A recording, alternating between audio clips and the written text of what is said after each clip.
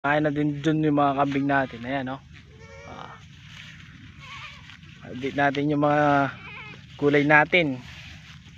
Maganda nga yung bunga, bagsak presyo naman. Ayan.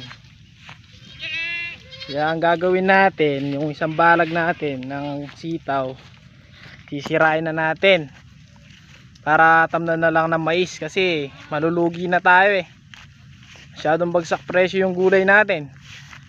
Yung pinapakita nga sa mga news, wala, pinagtatapon na lang, nasa basurahan na lang yung mga gulay ng mga ibang farmers.